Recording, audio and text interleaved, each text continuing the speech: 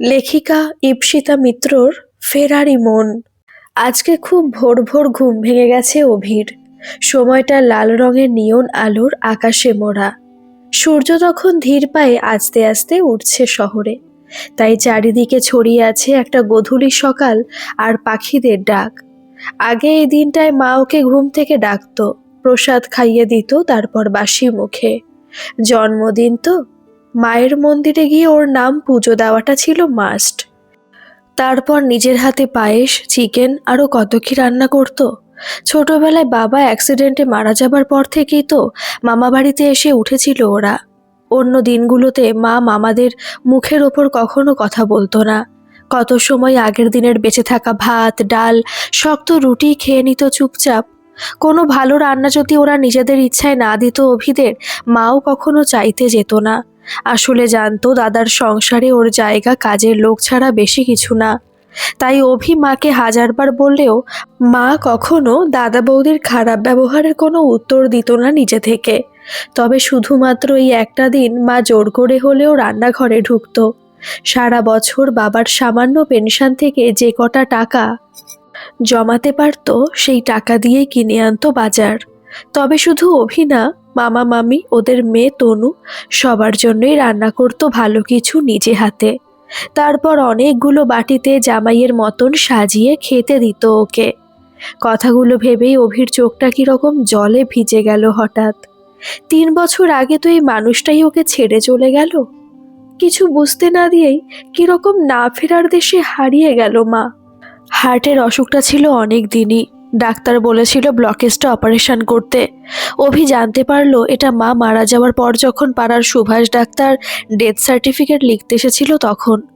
আসলে মায়ের মাঝে মাঝে হাঁপ ধরতো, অভি খেয়াল করতো সেটা। সেই জন্য শেষ দিনগুলোতে নিজে ডাক্তারের অ্যাপয়েন্টমেন্ট বুক করে এসেছিল মায়ের নামে। তবে মাস্টার্সের লাস্ট সেমিস্টারের পরীক্ষাগুলো চলছিল বলে যেতে পারেনি সঙ্গে ক্লিনিকে। তবে পরীক্ষা দিয়ে এসে জিজ্ঞেস করেছিল অনেকবার ডাক্তার কি বলেছে, কি হয়েছে, এই সব। আর প্রত্যেকবারই মা আলতো হেসে উত্তর দিয়েছিল, কিছু হয়নি আমার, ঠিক আছি। আসলে হয়তো ভেবেছিল ইসিজি, এনজিওগ্রাফি এইসবের রিপোর্টগুলো দেখালে, অপারেশনের কথা বললে অভি চুরি ডাকাতি করে হলেও টাকার ব্যবস্থা করবে, ভিক্ষে চেয়ে হলেও মাকে বাঁচাবে। তাই চুপচাপ কিছু না বলে মৃত্যুটাকেই বেছে নিয়েছিল নীলিমা। নিজের ছেলেকে কোনো রকম টাকার চিন্তা, নিজের সমস্যার সঙ্গে জড়াতে চায়নি ইচ্ছে করেই। আজও ভাবলে অবাক লাগে অভির, মারা যাওয়ার আগের দিন রাতেও শ্বাসকষ্টটাকে কিরকম জোর করে লুকিয়েছিল মা। টেনে টেনে হাসি মুখে শ্বাস নিচ্ছিল যখন। অভি অনেকবার বলেছিল ডাক্তারের কাছে যাওয়ার কথা, কিন্তু মাকে কিছুতেই রাজি করাতে পারেনিও। বলেছিল কাল সকালে হলে যাবে, এমন কিছু কষ্ট হচ্ছে না। বলেছিল তাড়াতাড়ি খেয়ে ঘুমিয়ে পড়লে সব ঠিক হয়ে যাবে। অভির ভাবলে আজও নিজের ওপর রাগ হয়। সেদিন কেন যে মায়ের কথাগুলো বিশ্বাস করেছিল। ওই মিথ্যে হাসি ঠিক আছি মানেটা ধরতে পারেনি নিজে থেকে। অন্ধের মতন ঘুমোতে চলে গেছিল ঘরে। ভাবলে এখনো একটা দম বন্ধ করা কষ্ট হয় মনের ভিতর।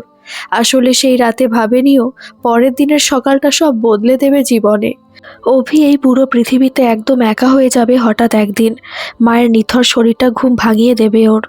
আজও দিনটা মনে পড়ে, কিরকম সকালটা অন্ধকার হয়ে গেল অভির, জন্মদিনটা ফ্যাকাশে হয়ে গেল এক মুহূর্তে। সেই সময় ঘড়ির কাঁটার দিকে চোখ চলে গেল অভির, সকাল 8টা বেজে গেছে। পুরনো দিনগুলোর ভাবনায় কখন যে সময়ের হিসেবটা হারিয়ে ফেলেছিল বোঝেনিও। ঘড়িটা দেখে আবার যেন অতীত থেকে ফিরে এলো। এই ঘরের কোণেই একটা ছোট্ট স্টোভ রাখা আছে। অভি অনেকদিনই আর মামা মামির সঙ্গে খায় না। নিজের সামান্য রোজগারে একটা পেট ওর ঠিকই চলে যায়। অন্যদিন হলে এই সময়ে ও স্টোভটার সামনে গিয়ে আগুন ধরাতো চা করার জন্য, কিন্তু আজকে আর ইচ্ছে করছে না। এই একটা দিন আসলে মায়ের স্মৃতি যেন আরো বেশি করে আষ্টে পৃষ্ঠে জড়িয়ে ধরে ওকে। আর পুরো পৃথিবীটা আরো বেশি একলা লাগে নিজের। তাই ও নিস্তব্ধভাবে শুয়েই ছিল বিছানায়। তখনই দরজায় টোকা পড়ার আওয়াজ। এত সকালে কে, কুসুম নাকি? কথাটা ভেবেই ও আলতো পায়ে গিয়ে দরজাটা খুলল। আর ভাবনাটা মিলে গেল 1 সেকেন্ডে। তার মানে আর কেউ খেয়াল রাখুক আর না রাখুক, এই মেয়েটা এই দিনটা ভোলেনি আজও। কথাটা ভেবে অল্প হেসে ও সরে দাঁড়ালো দরজার পাশে। আর খেয়াল করলো কুসুমের হাতে একটা টিফিন কৌটো আর একটা মিষ্টির প্যাকেট। এই মুহূর্তে কুসুম একটু অর্ডার করার মতন করেই বলল, হাত মুখটা ধুয়ে নাও, পুজোর প্রসাদ বাসি মুখে খেতে নেই, আর পায়েস করেছি, দেখো খেয়ে কেমন হয়েছে। কথাটা ওর শেষ হতেই অভি এবার একটু স্থির চোখে ওর দিকে তাকিয়ে বলল, তুই এইবারও সকাল সকাল উঠে গিয়েছিস পুজো দিতে, আবার পায়েস? তোকে এত কিছু করতেই হবে? এত খাটতে কে বলেছে তোকে? অভির এক নিঃশ্বাসে বলে যাওয়া কথাগুলো শুনে কুসুম অল্প হেসে উত্তর দিল এবার, কাকিমা বলেছে, আকাশ থেকে বলেছে যে আমার এই অর্ধপাগল রাঁচি ফেরত উদাস ছেলেটাকে জন্মদিনে একটু পায়েস খাওয়াতে, আর মন্দিরে গেলে আমারও একটু ফ্রিতে পুণ্য হবে তোমার সঙ্গে, তাই আর কি যাই তোমার জন্মদিনে স্পেশালি পুণ্য কামাতে, বুঝেছো? এবার তুমি যাবে মুখ ধুতে অভিদা, প্লিজ। না, এরপর আর অভি কোনো উত্তর পেল না খুঁজে দেওয়ার মতন, তাই বাধ্য ছেলে হয়ে চোখ মুখ ধুয়ে ব্রাশ করে এলো।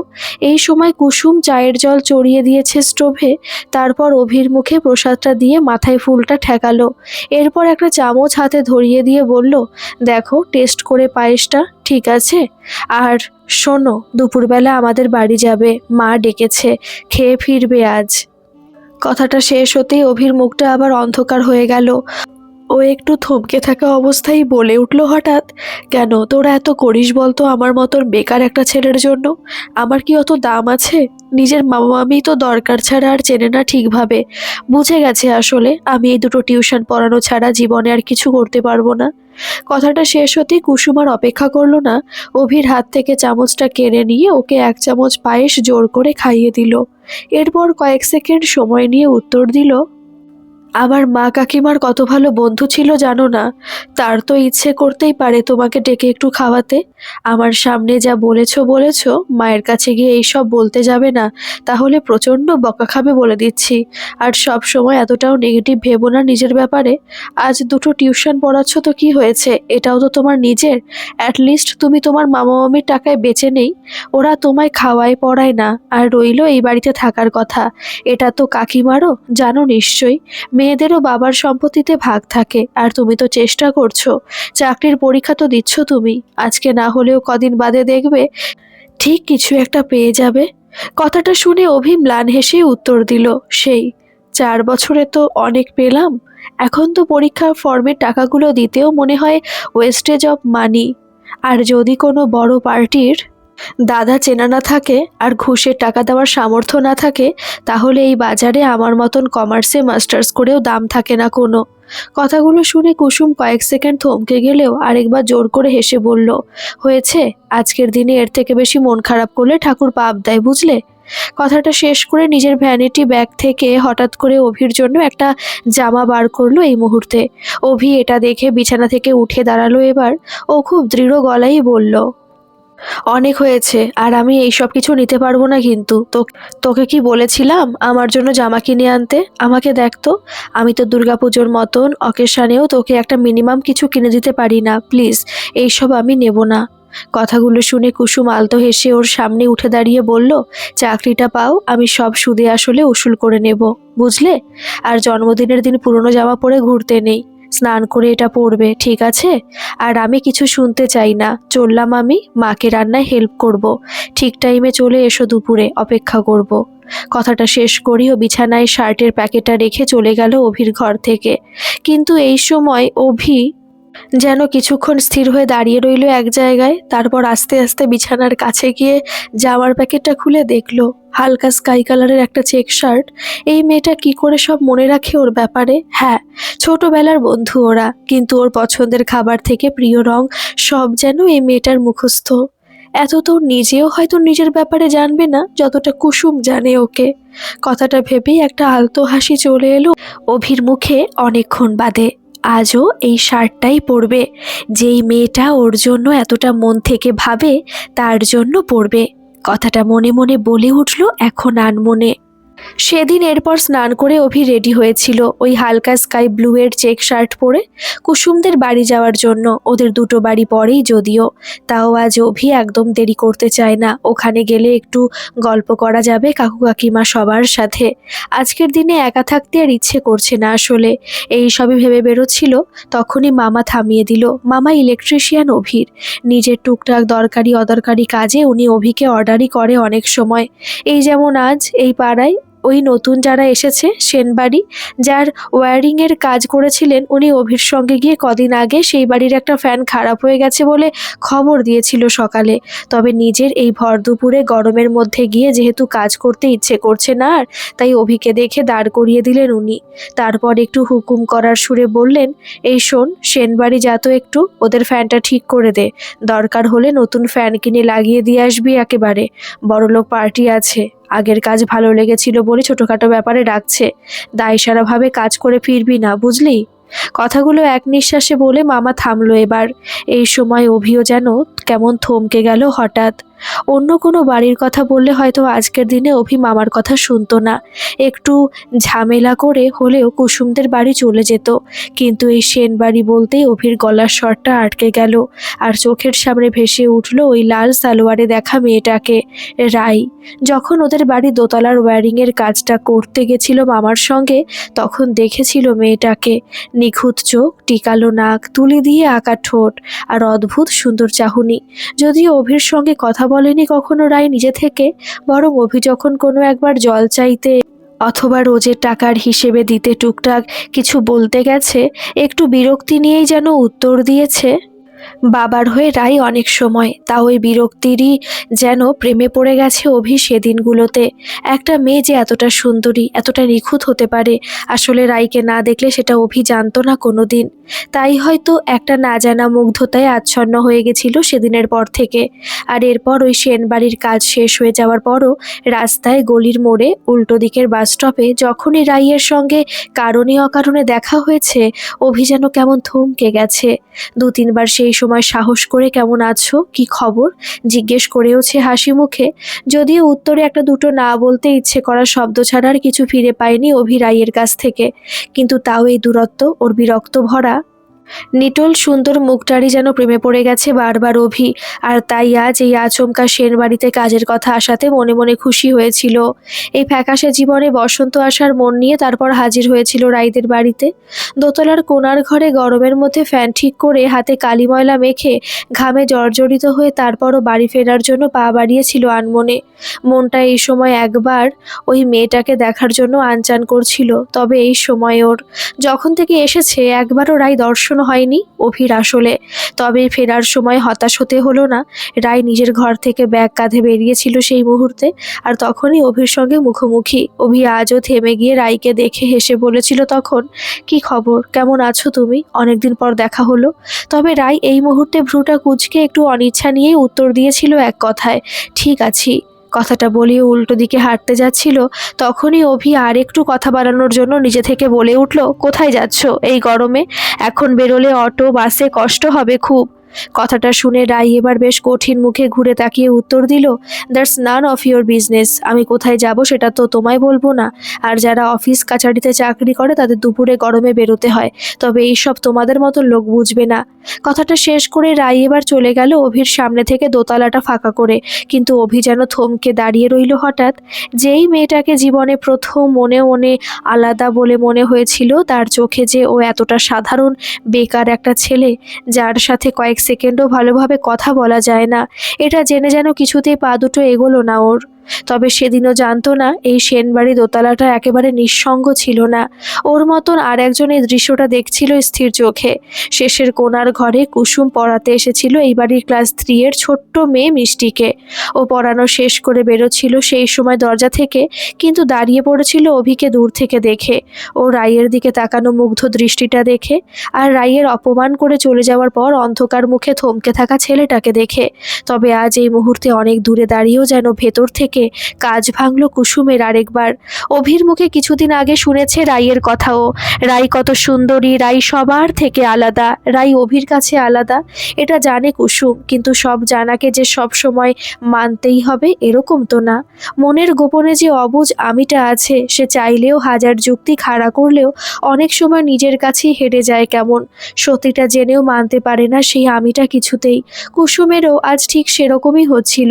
যাকে প্রথম থেকে ভালোবেসে এসেছে, তাকে অন্যের জন্য থমকে থাকতে দেখে কুসুমও ঠিক এগোতে পারছিল না আজ। স্থির হয়েছিল আড়ালে, ওই কোণের ঘরে দরজার আড়ালে চুপ করে। সেই দিন এরপর একটু সময় পার করেই অভি এসেছিল কুসুমদের বাড়ি। মুখে একটা মিথ্যে হাসি রাখলেও মনে মনে অভি নিশ্চুপ ছিল ভীষণ। রায়ের কথাগুলো যেন কানে বাজছিল ওর। এই মুহূর্তগুলোতে নিজেকে কেমন কাজহীন দরকারহীন ছোট লাগছিল খুব। সেই ভাবনার ভিড়েই কুসুমদের বাড়ি ছোট্ট বারান্দাতে দাঁড়িয়েছিল খাওয়া শেষে। একাকিত্বের মাঝে হারিয়েছিল। তখনই কুসুম এসে পাশে দাঁড়িয়েছিল হঠাৎ। তারপর একটু ম্লান হেসে জিজ্ঞেস করেছিল, মুড অফ তোমার? রায়ের কথা ভাবছো? কথাটা শুনে বেশ অবাক হয়ে তাকিয়েছিল অভি কুসুমের দিকে। বুঝতে পারছিল না কুসুম কি করে বুঝলো ওর মনের কথা। তখন কুসুমই নিজে থেকে উত্তর দিল, আমি দেখেছি সবটা। ওই বাড়িতে মিষ্টিকে পড়াতে যাই জানোই তো, আমি কোনার ঘরটায় ছিলাম তাই। কথাটা শেষ হতেই অভি এবার একটু ইতস্তত হয়ে বলে উঠল, ও আসলে খেয়াল করিনি আমি। কুসুম এই মুহূর্তে সে আগের বারের মতন ম্লান হেসে উত্তর দিল, জানি খেয়াল না করারই কথা। আর রাই সামনে ছিল যখন, তখন তো খেয়াল না হওয়ারই কথা। কথাটা শুনে অভি চোখটা নামালো নিজের। আসলে এটা তো সত্যি। রাই ওর সামনে আসলে তো বাকি চারিদিকের পৃথিবীটাই আবছা হয়ে যায় ওর কাছে। তাই আর কোনো উত্তর দিল না। কিন্তু এই সময় কুসুম ওর হাতটা আস্তে করে ধরে একটু দৃঢ় গলায় বলে উঠল নিজে থেকে, মন খারাপ করো না, রাই আসবে তোমার কাছে একদিন, নিজে থেকে দেখে নিও। কথাটা শুনে অভি এবার সত্যি হেসে ফেলল নিজের ওপর। তারপর ওই হাসিটা নিয়েই বলে উঠল, সেই আমার মতন বেকার পাতি একটা ছেলের কাছে আসবে রাই, যার কাজের কোনো ঠিক ঠিকানা নেই, ফ্যামিলির ঠিক নেই। আর আজ তো বুঝেই গেলাম আমার মতন লোকের সাথে 2 সেকেন্ড ভালোভাবে কথা অবধি বলা যায় না। তাই প্লিজ এইসব নিয়ে আর সান্ত্বনা দিস না, আমাকে নিজের জায়গাটা বুঝেই থাকতে দে। কথাগুলো সেদিন এক নিঃশ্বাসে বলে গেল অভি। কিন্তু কুসুম সেই আগের মতনই দৃঢ় গলায় উত্তর দিল, আজকের দিনটাই শেষ না, সময় সবার আসে, তোমারও আসবে, একটু অপেক্ষা করো, দেখবে সব ঠিক হয়ে যাবে।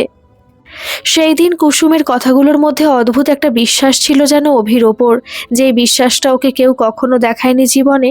অভিরও এটা ভেবে অবাকই লাগলো হঠাৎ, এই মেয়েটা কি করে সারা পৃথিবীর বিপরীতে হেঁটে ওর মতন একজন বেকার ছেলের জন্য এতটা বিশ্বাস জমিয়ে রাখে মনে। ভেবে পেল না কিছুতেই। তবে এই বিশ্বাসের ওপরে ঠিক কিছু বলতেও পারলো না নিজের বিরুদ্ধেও। হঠাৎ যেন চুপ হয়ে গেল কেমন। তবে এর কটা দিন পরে একটা ঘটনা ঘটলো সেই রবিবার। দিনটা অক্ষয় তৃতীয়া ছিল। সেনবাড়িতে সেই দিন বিশাল করে লক্ষ্মী গণেশ পুজোর আয়োজন হয়েছে। ওদের নিউ মার্কেটে বেশ কয়েকটা দোকান রয়েছে শাড়ির, তার সঙ্গে আবার গ্যাসের ডিলারশিপও আছে। এই পাড়ায় নতুন এসেও তাই বেশ নাম করে নিয়েছে ফ্যামিলিটা, বড়লোক ব্যবসায়ী সেনবাড়ি বলে। যাই হোক, সেই বাড়িতে পুজো যখন, তখন হাজার লোক নিমন্ত্রিত তো হবেই। আয়োজনও সেইভাবেই হয়েছে। এলাহি করে প্যান্ডেল করে ভোগ খাওয়ার ব্যবস্থা, বিশাল বড় ফুলের গেট থেকে ঠাকুর দালানে স্টেজ করে পুজো, বিয়ে বাড়ির মতন ডেকোরেশন সব জায়গার। আর এই সমস্ত কিছু লাইটিংয়ের দায়িত্ব পড়েছিল অভির মামার ওপর। এত বড় একটা কন্ট্রাক্ট পেয়ে তো অভির মামা প্রায় ঝাঁপিয়ে পড়েছিল কাজে। তবে এক্সট্রা লাভের লোভে কাজের জন্য বেশি লোক না নিয়ে অভিকে দিয়ে 50% কাজ করিয়ে নিচ্ছিলেন উনি। লাইট বয়ে আনা থেকে সারা বাড়ি টুনি ফিট করা, গেটের আলো দেওয়া থেকে খাবার জায়গায় সিলিং ফ্যানগুলো লাগানো, প্রায় সারাদিন ধরে অভিকে খাটাচ্ছিল ওর মামা। কুসুম সকালবেলা মিষ্টিকে পড়াতে এসে দেখেছিল দৃশ্যটা। অভির শুকনো মুখটা দেখেও বুঝেছিল যে হয়তো ছেলেটার সকাল থেকে কিছু খাওয়াও হয়নি আজ। খারাপ লাগছিল ভীষণ অভির জন্য ওর। তবে সন্ধেবেলা নিমন্ত্রিতদের লিস্টে কুসুমও ছিল। তবে সেই সময় এসে কুসুমের আরো বেশি কষ্ট হলো আজ। আসলে ঘটনাটাই অভির জন্য এতটা অপমানের ছিল। লাইটের কানেকশনে সেদিন কিছু প্রবলেম হয়ে যাওয়ায় খাওয়ার জায়গার আলো কিছুক্ষণের জন্য অফ হয়ে গেছিল। আর সবার চিৎকার চেঁচামেচি শুরু হয়ে গিয়েছিল হঠাৎ করে। রাইয়ের বাবা কাকারা ওকে ধরে বলতে শুরু করেছিল, এত টাকা দিয়ে কন্ট্রাক্ট দেওয়ার এই ফল হলো? এই ইলেকট্রিকের কাজ করেছো? ছি ছি, লজ্জা করে না টাকা নিতে হাত পেতে? এই রকম যাতা সার্ভিস তোমাদের? আর ঠিক এই সময় অভির মামাও ছিল না ওখানে, বাড়ি চলে গেছিল বিকেলেই উনি। সব দায়িত্ব অভিকে দিয়ে বাড়ি বসে আরাম করতে। এই মুহূর্তে অভির যেন ভীষণ ফেঁসে যাওয়ার মতন অবস্থা হয়েছিল হঠাৎ। ও অত চেঁচামেচির মধ্যেও কিছু না বলে ঠান্ডা মাথায় ইলেকট্রিকের মেন বোর্ডে টেস্টার দিয়ে টেস্ট করে যাচ্ছিল কোনো তারে কি প্রবলেম হলো। কিন্তু এই সময় সব থেকে বেশি মুখটা করেছিল সেদিন রাই ওকে। ও প্রচণ্ড বিরক্ত হয়েই অভিকে শুনিয়ে বলেছিল সেদিন, যেই কাজটা জানো না সেটা করতে যাও কেন? এতটা গুড ফর নাথিং তুমি? একটা মিনিমাম রেসপন্সিবিলিটি নেই তোমার? এতগুলো লোক এখানে এসেছে দেখছো, এত বড় একটা অনুষ্ঠান হচ্ছে এখানে, আর তুমি কিছু কাজকর্ম না জেনে কাজ করতে চলে এলে সকাল থেকে। এই শোনো, যদি আর 10 মিনিটের মধ্যে খাবার জায়গায় কারেন্ট না আসে তাহলে আমরা কিন্তু পেমেন্ট কেটে নেব, বলে দিলাম। কথাটা শেষ করেও সেদিন এরপর নিজের মনেই বলে উঠেছিল, ইউজলেস একটা ছেলে, সারাদিন বেকার ঘুরে বেড়ালে যা হয়, এই সব লোককে দেখে আগে বার করে দেওয়া উচিত, এদের কখনো কোনো দায়িত্ব দিতেই নেই। এই কথাগুলো ভীষণ লেগেছিল অভির সেদিন, মুখটা লাল হয়ে গিয়েছিল লজ্জায় যেন। তাড়াহুড়ো করে ইলেকট্রিকের কাজ করতে গিয়ে এমনকি বেশ কয়েকবার শক লেগে গিয়েছিল ওর হাতে। যদিও রাই আর বাকি ওদের বাড়ির লোকেরা এইসব পরিশ্রমকে দেখেও দেখেনি, ওরা সমানে দাঁড়িয়ে চিৎকার চামেচি করেই যাচ্ছিল সারাক্ষণ। কিন্তু অবশেষে 15 মিনিট বাদে যখন অভি কারেন্টটা নিয়ে আসলো খাবার জায়গার ফিউজটা ঠিক করে, তখন ওদের মুখটা বন্ধ হলো। তবে ততক্ষণে অভির ভেতরটাও খালি হয়ে গেছে আজ, চোখ মুখটা থমকে গেছে যেন লজ্জায়। কুসুমই ভিড়ের মাঝে দাঁড়িয়ে খেয়াল করেছিল সবটা, আর কেউ না বুঝলেও কুসুম বুঝেছিল, বাকি কারোর জন্য না। রাইয়ের কথাগুলো শুনে অভি ওরকম থমকে গেছে। যে অভির মনে এক আকাশ জায়গা দখল করে বসে আছে, সেই মেয়েটার চোখে নিজেকে এতটা ছোট, সাধারণ, ইউজলেস দেখে অভির ভেতরটা শেষ হয়ে যাচ্ছে। সেদিন কুসুম এরপর ভিড় কাটিয়ে এসেছিল অভির কাছে নিশ্চুপে, এক গ্লাস জল নিয়ে এসে ধরেছিল ওর সামনে। অভি এই মুহূর্তে ঠিক কিছু বলতে পারেনি ওকে, শুধু এক পলক তাকিয়েছিল আলতো ভেজা চোখে। তখন কুসুমি আস্তে গলায় বলে উঠেছিল, ঠিক আছো তুমি? কারেন্ট লেগেছিল তো? শরীর ঠিক লাগছে? দাঁড়িয়ে না থেকে বসো একটু। এতগুলো প্রশ্ন শুনে অভি যেন কিরকম স্থিরভাবে তাকিয়েছিল কুসুমের দিকে। সবার কাছে এতটা মূল্যহীন হওয়ার পরেও এই একজন ওর এত দাম দেয়, এটা ভেবে খুব অবাক লাগছিল যেন। এত লোকের ভিড়ে কুসুমকে খুব আলাদা লাগছিল হঠাৎ। সেই সময় কুসুম আবার জিজ্ঞেস করে উঠল, কি হয়েছে? কিছু বলছো না কেন? ঠিক আছো তুমি? অভি আরেকবার এই প্রশ্নটা শুনে আর ঠিক চুপ থাকতে পারল না এখন। থমকে থাকা গলায় অল্প হেসে উত্তর দিল, ঠিক আছি, চিন্তা করিস না। আমার মতন ইউজলেস ছেলেদের খুব সহজে কিছু হয় না, ঈশ্বরেরও খুব একটা দরকার নেই মনে হয়। কুসুম এই কথাগুলো শুনে একটু রেগেই বলেছিল, এবার থামবে প্লিজ? আর তোমায় আর এখানে দাঁড়িয়ে থাকতে হবে না, অনেক হয়েছে। তোমার মামাকে কল করো, এটা তো ওনার ব্যবসা, উনি এসে সামলাক, তোমাকে দিয়ে বেগার খাটাবে কেন? চলো তুমি। কথাটা শেষ করেও প্রায় জোর করে অভির হাতটা ধরে ওকে টেনে এনেছিল বাইরে। তারপর অভিদের বাড়ি গিয়ে ওর সামনে ড্রয়িং রুমে বসে থাকা মামাকে সোজাসুজি বলেছিল, অনেক রেস্ট নিয়েছেন বিকেল থেকে, অভি অনেকক্ষণ কাজ করেছে আজ, আরও কিছু করতে পারবে না, আপনি এবার যান। কথাটা শুনে মামা বেশ উত্তেজিত হয়ে উত্তর দিয়েছিল, যান মানে? তুমি কে আমাকে অর্ডার করার শুনি? আর অভিকে এই বাড়িতে থাকতে দিই, এটা ভুলে যেও না। তার বদলে ওকে দিয়ে যদি দুটো কাজ করিয়েও নি, সেটা এমন কোনো অন্যায় না। ফ্রিতে তো এই পৃথিবীতে কিছু হয় না। এই মুহূর্তে কুসুমের ধৈর্যের বাঁধটা ভেঙে গেছিল যেন। হঠাৎ ও নিজেও এবার বেশ জোর দিয়ে উত্তর দিয়েছিল, দৃঢ় গলায় বলেছিল, ফ্রিতে তো কিছু হচ্ছে না। ফার্স্টলি এই বাড়িটা অভির মায়েরও, আর আমি যতদূর কাকিমার কাছে শুনেছিলাম এই বাড়িটা কিন্তু আপনার নামে কোনোদিনই লেখা নেই। আর যদি কাকিমা চাইতো খুব সহজেই এই বাড়ির ওপর নিজের অধিকারটা লিগ্যালি আদায় করে নিতে পারতো, কারণ সম্পত্তিতে মেয়েদেরও ভাগ থাকে, এইটুকু তো জানেন নিশ্চয়ই। আর সেকেন্ডলি ব্যবসাটা আপনার, আপনি একটা টাকা অভিকে লাভের ভাগ থেকে তো দেন না। অভি খুব ভদ্র শান্ত ছেলে বলে আপনার মুখের ওপর কোনোদিন না বলে না কাজ করার জন্য, কিন্তু এর মানে এই না যে দিনের পর দিন আপনি ওকে দিয়ে বেগার খাটিয়ে যাবেন, বুঝেছেন? এবার আপনার ডিসিশন, আপনি বাড়ি বসে টিভি দেখবেন নাকি সেন বাড়িতে যাবেন নিজের কাজ সামলাতে, কারণ অভি আর ওখানে যাবে না আজ। কথাটা শেষ করে কুসুম অভির হাতটা আগের মতন ধরে মামার সামনেই ড্রয়িং রুম থেকে বেরিয়ে ওর ঘরে অবধি গিয়েছিল। অভির মামাও হঠাৎ কিরকম চুপ হয়ে গিয়েছিল যেন এই মেয়েটার সামনে আজ। চোখে আঙুল দিয়ে ওনাকে প্রথম কেউ নিজের এখতিয়ারটা বুঝিয়ে দিয়েছিল, তাই কোনো উত্তর ঠিক করে উঠতে পারেনি নুনি। কিন্তু এই সময় অভি যেন আরো বেশি অবাক হয়ে গিয়েছিল কুসুমকে দেখে। ওর দৃঢ় দৃষ্টি, ওর গলার জোর, অভির জন্য মামার সঙ্গে একটা অদ্ভুত বিশ্বাস নিয়ে লড়ে যাওয়া মুহূর্তগুলো দেখে হঠাৎ অভির ভেতরটা যেন হালকা লাগছিল ভীষণ। ওই সন্ধ্যের অপমান, রাইয়ের খারাপ ব্যবহার, সবটা ভুলে একটা অন্য ভালো লাগা এসে ভিড় করছিল মনে। মনে হচ্ছিল এত একা না হলে হয়তো জানাই যেত না, অনেক দূরে দাঁড়িয়ে আছে একজন ওর জন্য, যে ওর সঙ্গে সমান্তরাল রাস্তা দিয়ে হাঁটছে সারাক্ষণ, যে ওর না পারাগুলোরও মূল্য দিচ্ছে না ভীষণভাবে। সেদিন এই ভাবনার ভিড়ে অভি হারিয়েছিল ঘরে এসেও। কুসুম সেই সময় থালায় ওর জন্য খাবারটা সাজিয়ে এনেছিল সামনে, তারপর আস্তে গলায় বলেছিল, খেয়ে নাও প্লিজ, আমি জানি তুমি সকাল থেকে কিছু খাবার টাইম পাওনি। অভি এই সময় একটা লো পাওয়ারের আলো জ্বলা আধো অন্ধকারের মাঝে বলে উঠল হঠাৎ একটা অন্য কথা, তুই এত কি করে জানিস? আমার ব্যাপারে?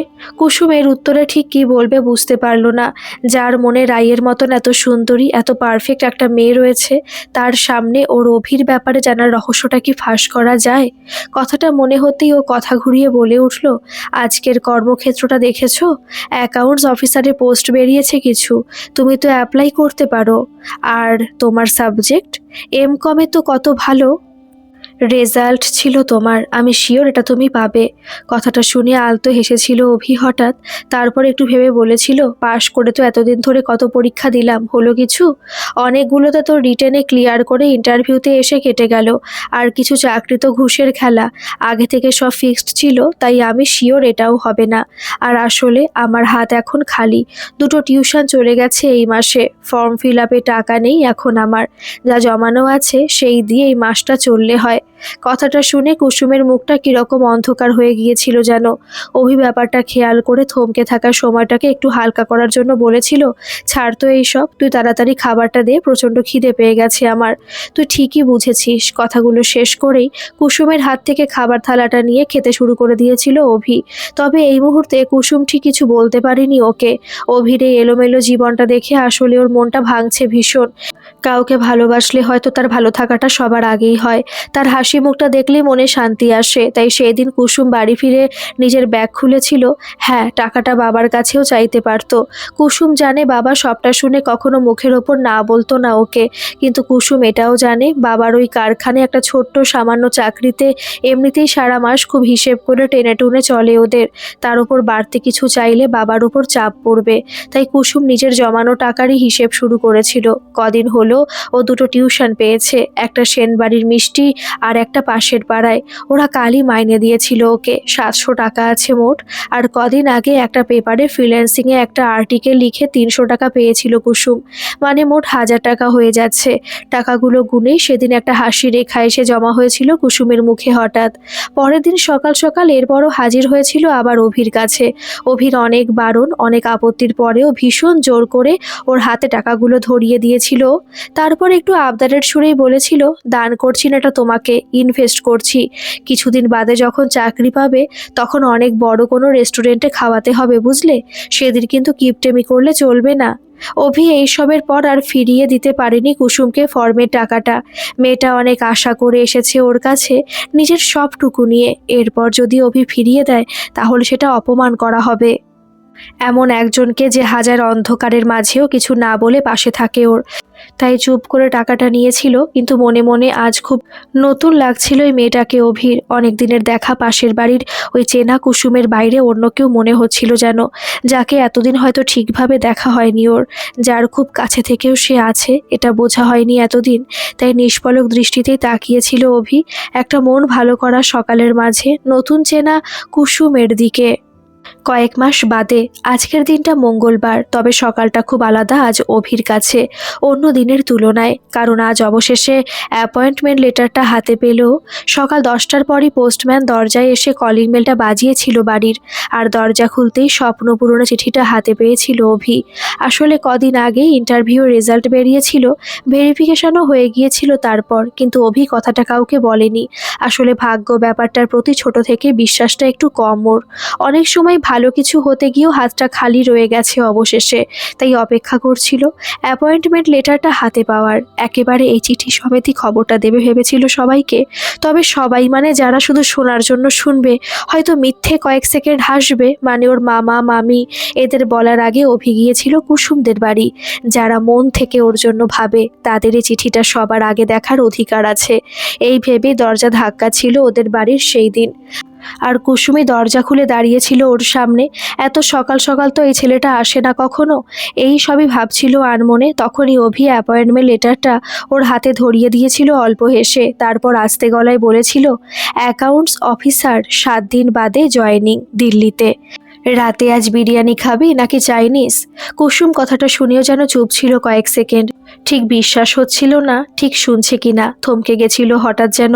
অভি এই মুহূর্তে ওর হাত দুটো ধরে ওকে একটু ঝাঁকিয়ে দিয়েছিল কয়েকবার, তারপর বেশ জোরে বলেছিল, কিরে তুই এরকম স্ট্যাচু হয়ে গেলি কেন? কিছু তো রিয়াকশান দে, অ্যাটলিস্ট দরজা থেকে তো সরে দাঁড়া, ভেতরে ঢুকতে দিবি না আজ? অভির এতগুলো কথা যেন সম্বিত ফিরল কুসুমের। ও নিষ্পলকভাবে অভির দিকে তাকিয়ে বলে উঠল, এবার তুমি সত্যি বলছো? সত্যি চাকরিটা হয়ে গেছে? কথাটা শুনে অভি এই মুহূর্তে খুব দৃঢ় গলায় বলল, অল্প হেসে, হ্যাঁ হয়ে গেছে। আর তোর জন্যই হয়েছে। সেদিন যদি তুই নিজের জমানো টিউশনের টাকাগুলো না দিতিস তাহলে আজকের সকালটা আসতো না আমার জীবনে। এবার কি সিরিয়াসলি বাইরে দাঁড় করিয়ে রাখবি আমাকে? কাকু কাকিমাকে জানাতে দিবি না খবরটা? কথাটা শেষ হতেই কুসুম স্থির চোখে আলতো হাসলো এবার। অদ্ভুত শান্তি ছিল ওর চোখে তখন। অভি খেয়াল করলো সেটা। তবে কুসুম এই মুহূর্তে আর কিছু বলল না, সরে দাঁড়ালো দরজার সামনে থেকে শুধু। আসলে কিছু সময় শব্দ থাকে না ঠিক জীবনে, মুহূর্তগুলো চুপ করে যায় কেমন, তখন শুধু থমকে থাকা দৃষ্টি, আলতো কিছু হাসি, কথা বলে, শব্দহীন কথা। যাই হোক, এরপর 5টা দিন চোখের পলকেই কেটে গেল যেন। অভির ট্রেন ছিল আজ সকালে, কাল দিল্লি পৌঁছে যাবে। 6 মাস হয়তো ওখানে পোস্টিং থাকবে, তারপর কলকাতায় চলে আসতে হবে। এই সবই ভাবছিল আনমনে ওই দিন স্টেশনে। তবে ওর আজ খুব অদ্ভুত লাগছে একটা জিনিস দেখে। ওকে স্টেশনে ছাড়তে কুসুমের বাবা মা এমনকি মামা মামি অবধি এসেছে।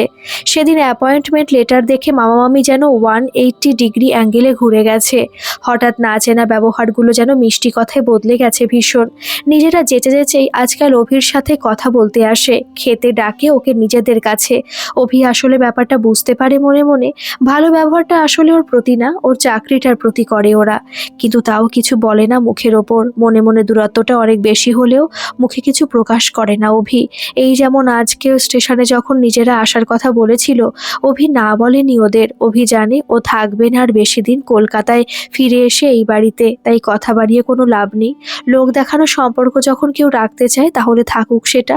কিন্তু এইসবের বাইরে যার সাথে মনের সম্পর্ক ছিল সব থেকে বেশি, সেই মেয়েটাই আসেনি আজ স্টেশনে। অভি কিছুতেই ঠিক কারণটা বুঝতে পারছে না এটার। কুসুম চাইলে একদিন সকালে টিউশন অফ রাখতেই পারত। অভি 6 মাসের জন্য চলে যাচ্ছে কলকাতা থেকে, এটা জেনেও কুসুম স্টেশন অবধি এলো না। এমনকি সকালবেলা একবার বাড়িতেও দেখা করতে আসেনি ওর সাথে। অভি সত্যি ঠিক মানে বুঝতে পারছে না এইসবের।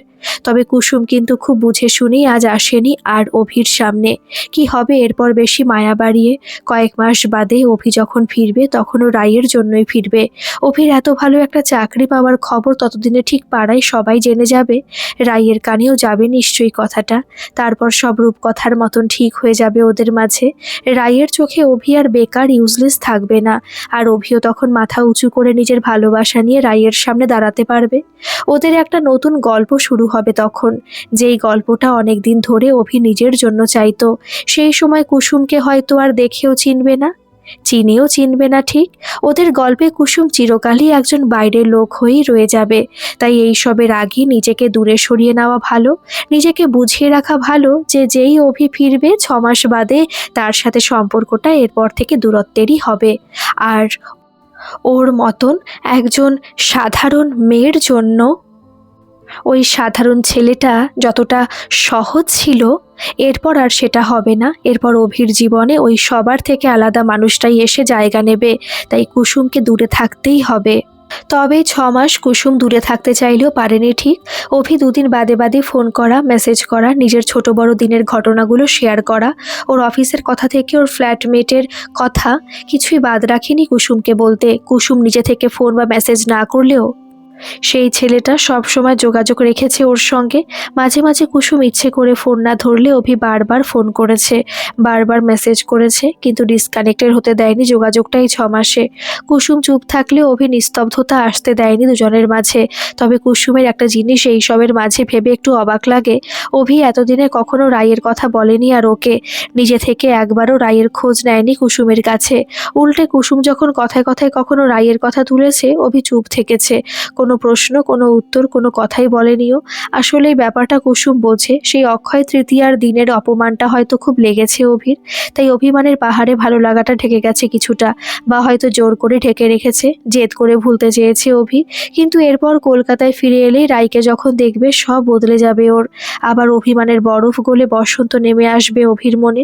তখন হয়তো এটাও এসে শেয়ার করবে কুসুমের সঙ্গে। সে ছোটবেলার বন্ধু তো, তাই সব কথা বলা, সব সময় যোগাযোগ রাখাটা অভির একটা একটা অভ্যেস। এটা কোনো ফিলিংস থেকে করে না অভি, এটা অনেকদিন ধরে চলে আসা ওই অভ্যেসের জন্যই করে শুধু। তবে কুসুম নিশ্চিত কলকাতায় ফিরে যখন ওর জীবনে রাই আসবে তখন এই পুরনো অভ্যেস শেষ হয়ে যাবে অভির। তখন আর ফাঁকা কোনো সময় থাকবেই না মনে করার মতন পুরনো কাউকে। তখন সব সময় জুড়ে শুধু রাই থাকবে অভির জীবনে। যাই হোক, এইসব এলোমেলো ভাবনা আর হিসাবি দিনগুলোর মাঝে দেখতে দেখতে ক্যালেন্ডারের পাতা থেকে ৬টা মাস কেটে গেছে। এখন সেপ্টেম্বর মাসের শেষ সপ্তাহ, আর ২ সপ্তাহ বাদে দুর্গাপুজো এসে কড়া নাড়বে বাঙালির দরজায়। শরতের নীল আকাশ, সাদা সাদা ছড়িয়ে ছিটিয়ে থাকা পেঁচা তুলোর মতন মেঘগুলো আর কিছু সোনালি রোদ সেই আগমনেরই জানান দিয়ে যাচ্ছে শহরে। এর মাঝেই সে এসে হাজির আজ সুদূর দিল্লি থেকে কলকাতায়, একেবারে পোস্টিং লেটার সমেত। অভির এই আসার খবরটা কুসুম ৭ দিন আগে জানতে পেরেছিল যদিও মনে মনে সেই জন্য একটা আনন্দের রেশ ছিল গোপনে, কিন্তু সেই ভালো লাগাকে যতটা সম্ভব চাপা দিয়ে দিনগুলো কাটাচ্ছিল। আসলে কুসুম জানে অভির এই ফিরে আসা ওর জন্য না, এই ফেরা রাইয়ের জন্য। আর এই মাঝের দিনগুলোতে রাইয়ের কানেও পৌঁছে গেছিল অভির এত ভালো একটা চাকরির পাওয়ার খবর। রাইয়ের চোখে তাই একটু নতুন হয়ে ধরা দিয়েছিল অভি হয়তো। সেই জন্যই তো মিষ্টিকে যখন কদিন আগে পড়াতে গেছিল কুসুম, রাই নিজে থেকে এসে ওর সঙ্গে কথা বলেছিল। ২-৪টে টুকটাক কথা শেষ করেও জিজ্ঞেস করেছিল অভির কথা। অভি এখন কোথায় থাকে, কবে ফিরবে, কিরকম পোস্ট ওর। আসলে কুসুমের মনে হয়েছিল পাড়ার লোকের মুখে মুখে রাই যেটা শুনেছে অভির ব্যাপারে সেটাকে কনফার্ম করার জন্য রাই সেদিন এসেছিল ওর কাছে। আর সঙ্গে এটাও বুঝেছিল এরপর আর অভির গল্পটা একতরফা হবে না। রাইয়ের অভির চাকরির কথা শুনে জল জল করে ওঠা দুটো চোখ, আলতো হাসি, চোখটা নিচে নামিয়ে আপন মনে কিছু চিন্তা কুসুমকে খুব স্পষ্টভাবে বুঝিয়ে দিয়েছিল গল্পটা এবার দুতরফাভাবে শুরু হচ্ছে। যাই হোক, এইসবের মাঝেই অভি সেদিন কলকাতায় এলো। ট্রেনটা রাত 10টার সময় ঢুকেছিল সেদিন হাওড়া। অভির লাগেজপত্র নিয়ে হালকা জ্যামে ভরা রাতের শহর পেরিয়ে বাড়ি পৌঁছতে পৌঁছতে 11:15 বেজে গিয়েছিল। তবে ওই ট্যাক্সিতে বসে কতগুলো মাস বাদে এই রাতে তিলোত্তমাকে দেখতে দেখতে ওর চোখে একটা ছবি বারবার ভেসে উঠছিল। হালকা কাজল মাখা দুটো বড় চোখের মেয়ে, যার কপালে একটা ছোট্ট টিপ সবসময় সাজানো থাকে, যে চোখ ধাঁধানো সুন্দরী নয় কিন্তু মিষ্টি মুখটায় অদ্ভুত মায়া জড়িয়ে থাকে। কুসুম। যদিও বাড়ি ফিরে তার দেখা পায়নি অভি। ভেবেছিল যত রাতই হোক কুসুম হয়তো ওর জন্য আসবে ঠিক বাড়িতে, কিন্তু অভির ভাবনাকে ভুল প্রমাণ করে কুসুম সেদিন আর দেখা দেয়নি ওকে। ফাঁকা লাগছিল যেন সেই মুহূর্তে খুব অভির। হঠাৎ একটা খারাপ লাগা এসে জমছিল মনে। ওর দিল্লি যাওয়ার পর থেকে মেয়েটা এরকম হয়ে গেছে। ওই বেহিসেবি ব্যাপারটা যেন আর ঠিক নেই কুসুমের। নিজে থেকে এতগুলো মাস তো কুসুম ওকে একবারও ফোন অবধি করেনি। অভি ফোন করলেই শুধু কথা বলতো, কিন্তু সেইটুকুই এলো না মেয়েটা। ভেবে কিরকম অন্ধকার লাগছিল চারিদিকটা অভির। হঠাৎ কলকাতায় ফেরত আসার আনন্দটা যেন থমকে গেছিল। তবে সেদিন খাবার টেবিলে বসে সবটা বদলে গেল কয়েক সেকেন্ডে। মামি আজ রাতে ওকে নিজেদের সঙ্গে খেতে বলেছিল, সেই জন্য অভি ডাইনিং রুমে এসে হাজির হয়েছিল একটু ফ্রেশ হয়ে। তবে খাবার টেবিলে বসে একটা টিফিন কৌটো ভর্তি চিংড়ি মাছের তরকারি দেখে ও বেশ অবাক হয়েছিল, কারণ এই টিফিন বক্সটা অভির খুব চেনা। কুসুম আগে কত কি এনে দিত ওকে এই চেনা কৌটোটা ভর্তি করে একটা সময়। কথাটা ভাবতে ভাবতেই মামি নিজে থেকে বলে উঠেছিল, তুই আসবি বলে কুসুম সন্ধেবেলা এই চিংড়ি মাছের তরকারিটা দিয়ে গেছে, আবার দেখ তো খেয়ে কেমন হয়েছে। আজ তো আসলে বৃহস্পতিবার, কুসুমের মা তো আসছবে না জানি, তার মানে নিশ্চয়ই মেয়েটাই রান্না করেছে। কথাগুলো আনমনে শুনে অভির মুখে আলতো হাসি এসে ভিড় করেছিল হঠাৎ যেন। তার মানে ফিরে এসে যা ভাবছিল সেটা ঠিক নয়। কুসুম আজও হিসেব ছাড়াই ভাবে ওর জন্য, নইলে কেন মনে করে ওর পছন্দের জিনিসটাই রান্না করে পাঠাবে। কথাটা ভাবতে ভাবতে ভাত মেখেছিল তরকারিটুকু দিয়ে সেদিন। এরপর অনেকদিন বাদে একটা চেনা স্বাদ পেয়েছিল অভি, কুসুমের হাতের রান্নার স্বাদ, ঠিক আগের মতন। এই সময় মনে হচ্ছে রাতটা কেটে কতক্ষণে সূর্য উঠবে পরের দিনের, তাহলেই আবার দেখা হবে ওই মেয়েটার সঙ্গে যার জন্য এত দূরত্ব কাটিয়ে আরেকবার কলকাতায় ফেরা। কিন্তু পরের দিনের সকাল অভির কাছে ওর ভাবনার থেকে আলাদা হয়েই দেখা দিল কেমন। এখন ঘড়িতে সকাল 9টা। অভি কিছুক্ষণ আগে ঘুম থেকে উঠে এক কাপ চা নিয়ে দাঁড়িয়েছিল জানলার সামনে। উল্টো দিকেই পাড়ার পুজোর প্যান্ডেলের কাজ শুরু হয়েছে। এখন বাঁশ বেঁধে স্ট্রাকচার তৈরি হয়েই গেছে প্রায়। এখন সূক্ষ্ম সূক্ষ্ম ডেকোরেশনের কাজ হচ্ছে কড়ি দিয়ে। থিম পুজো বলে কথা, অনেক রাত জাগা খাটুনি থাকে এর জন্য। এই সবই ভাবছিল আনমনেও, তখনই ঘরে দরজায় আওয়াজ, কুসুম এসেছে নাকি? কথাটা ভাবতে একটা হাসি চলে এলো অভির মুখে। আর অপেক্ষা না করেও তাই বেশ জোরে পা চালিয়ে ঘরে দরজাটা খুলল সেই মুহূর্তে। কিন্তু দরজার ওপারে দাঁড়িয়ে থাকা মেয়েটাকে দেখে অবাক হয়ে গেল খুব। রাই এখানে কি করছে? ওদের বাড়িতে, ওর ঘরের দরজার সামনে এত সকাল সকাল কি করে এলো মেয়েটা? এই সব ভেবে ঠিক কী বলবে বুঝতে পারছিল না। দরজা খুলেও কয়েক সেকেন্ড চুপ করে দাঁড়িয়েছিল, একটা থমকে যাওয়া দৃষ্টি নিয়ে। তখনই রাই অল্প হেসে বলে উঠল, ভেতরে আসতে পারি? অভির কথাটায় সম্বিত ফিরতেও অল্প কথা সাজিয়ে দরজা থেকে সরে দাঁড়িয়ে বলল, হ্যাঁ নিশ্চয়ই, কিন্তু কি দরকার? অভির শুরুতেই এরকম একটা কাজের প্রশ্ন শুনে রাই একটু ইতস্তত হয়ে এবার উত্তর দিল, না আসলে আমার কিছু সার্টিফিকেট অ্যাটাস্টেড করার ছিল, কাউকে পাচ্ছিলাম না তো এত সকালে, তখন মনে পড়লো তোমার কথা। মানে আমি তোমার মামার মুখে শুনেছিলাম তুমি ফিরবে কাল, তাই এলাম আর কি। একটু সাইন করে দেওয়া যাবে প্লিজ? কথাগুলো এক নিঃশ্বাসে বলে রাই থামলো। সেই মুহূর্তে কয়েক সেকেন্ড সময় নিয়ে অভি অল্প হেসে বলে উঠল এক কথায়, অবশ্যই। তারপর বেশি কথা না বাড়িয়ে পেপারগুলো নিয়ে স্ট্যাম্প দিতে শুরু করলো অভি। আসলে কাজের বাইরে তো এই মেয়েটার সাথে বিশেষ কোনো কথা নেই ওর আর। এছাড়াও এইভাবে সকাল সকাল একেবারে ঘরে চলে এসেছে রাই, এই ভেবে একটু অস্বস্তিও হচ্ছিল অভির। মামা মামি তো রাইকে ড্রয়িং রুমে বসাতে পারতো, একেবারে সোজা ঘরে পাঠিয়ে দেওয়ার কি হলো কে জানে। এই সব ভাবছিল সিগনেচার করতে করতে কিছু জায়গায়। তখনই রাই হঠাৎ বলে উঠল, আমি আর একটা কথা বলবো। অভি ঠিক এই কথাটার মানে বুঝতে না পেরে সিগনেচার থামিয়ে আনমনে তাকালো রাইয়ের দিকে। রাই তখন একটু এলোমেলোভাবে বলে উঠল আস্তে গলায়, আমি সেদিন তোমার সাথে খুব খারাপভাবে কথা বলেছিলাম, সরি। আসলে আমাদের বাড়িতে অত গেস্ট এসেছিল বলে আমি টেনশানে পড়ে গেছিলাম, কিন্তু পরে ভেবে দেখেছি ইলেকট্রিসিটির প্রবলেম তো হতেই পারে, আমার ওইভাবে মাথা গরম করা উচিত হয়নি। Really sorry for that day Abhi. রাইয়ের কাছে এতগুলো কথা হঠাৎ শুনে অভি ঠিক মেলাতে পারল না এখন। এই মেয়েটা সে আগের রাই তো, যে ওকে ইউজলেস বলেছিল। কথাটা মনে হতেও অল্প হেসে বলে উঠল, না সরি বলার কিছু নেই, ইটস ওকে। কথাটা শেষ করেই ও আবার পেপারের দিকে মন দিল। তারপর আর 2 মিনিটের মাথায় কাজটা শেষ করে রাইয়ের হাতে অ্যাটেস্টেড পেপারগুলো দিয়ে বলল, হয়ে গেছে, এই নাও। রাই কথাটা শুনে পেপারগুলো ফেরত নিয়ে আরেকবার একটু এলোমেলোভাবে বলে উঠল নিজে থেকে, তুমি সেই দিনের ঘটনাটা ভোলোনি তাই না? তুমি আমাকে খুব খারাপ ভাবো আমি জানি। অভি এর উত্তরে কি বলবে ঠিক বুঝতে পারল না, তাও কিছু কথা সাজিয়ে বলে উঠল, না সেই সব কিছু না, আসলে তোমার কোনো দোষ ছিল না, খারাপ সময়ের দোষ ছিল সবটা, তাই না চাইতেও খারাপ কিছু ঘটনাই ঘটতো আমার সাথে। যাই হোক, আমি সেই সব কিছু মনে রাখিনি। আর তোমার বাড়ির অত বড় একটা অনুষ্ঠান ছিল, সেখানে কারেন্টের প্রবলেম হলে কারোরই মাথা ঠিক থাকবে না, এই নিয়ে মাইন্ড করার মতন কিছু হয়নি। কথাটা শেষ হতে রাই এবার আরেকটু বেহিসেবি হয়ে বলে উঠল ওকে, ঠিক আছে মানলাম তুমি রেগে নেই, তবে যদি তুমি 1 কাপ কফি খাও আমার সাথে তাহলেই। অভি কথাটা শুনে একটু অবাক হয়ে তাকিয়ে বলে উঠল, এবার মানে কফি? কথাটা শুনে রাই অল্প হেসে বলল, হ্যাঁ কফি। এই সামনেই একটা ভালো কফি শপ হয়েছে, আর তুমি আমার এত ইম্পর্টেন্ট একটা কাজও করে দিলে অ্যাটাস্টেড, তাই একটা ছোট্ট ট্রিট তো আমি দিতেই পারি, প্লিজ। আমি কিন্তু না শুনবো না। অভি এর উত্তরে ঠিক হ্যাঁ না কিছুই যেন বলতে পারলো না। তখনই রাই বলে উঠল আরেকবার, আজ সন্ধেবেলা যাবে ফ্রি থাকলে? অভি এর উত্তরে কয়েক সেকেন্ড ভেবেই বলল, না আসলে আজ হবে না, অন্য একটা জায়গায় যেতে হবে, পরে কখনো। অভির কথাটাকে এবার শেষ করতে না দিয়ে রাই বলে উঠল, কাল বিকেল 5টা তাহলে, আর পরে না। আর আমি কিছু শুনবো না, যেতে হবে কাল আমার সাথে, বুঝলে? আর তোমার ফোন নাম্বারটা পেতে পারি? তাহলে কাল আমি বেরোনোর আগে তোমাকে কল করে নিতাম। অভি এত কিছুর উত্তরে কোনোভাবে না বলতে পারলো না এবার মেয়েটাকে। এইভাবে ইনভাইট করলে না বলা যায় না, তাহলে অভদ্রতা করা হয়, যেই কাজটা অভির দ্বারা একেবারেই সম্ভব না। তাই একটু জোর করে হেসে নাম্বারটা শেয়ার করলো রাইকে, আর রাজিও হলো কাল বিকেলে কফি শপে যাওয়ার জন্য। তবে সেই মুহূর্তে হঠাৎ মনে হচ্ছিল সময় কি অদ্ভুত একটা জিনিস। সময় কিরকম আশেপাশের মানুষগুলোকেও বদলে দেয় হঠাৎ, তাদের ব্যবহার, কথা বলার ধরন, সব কিছু। খারাপ সময়ে যেই মানুষগুলো তোমাকে অদরকারি বাড়তি মনে করবে, তারাই আবার কিরকম ভালো সময়ে নতুনভাবে ধরা দেবে তোমার সামনে, বুঝতেও পারবে না। এই ভাবনার ভিড়ে কিছুক্ষণ যেন হারিয়েছিল রাইয়ের ঘরটা খালি করে চলে যাওয়ার পরেও। এখনকার মতো এই পর্যন্ত থাক। এর অন্তিম পর্ব কাল দুপুর 2:30-তে আমি আপলোড করব।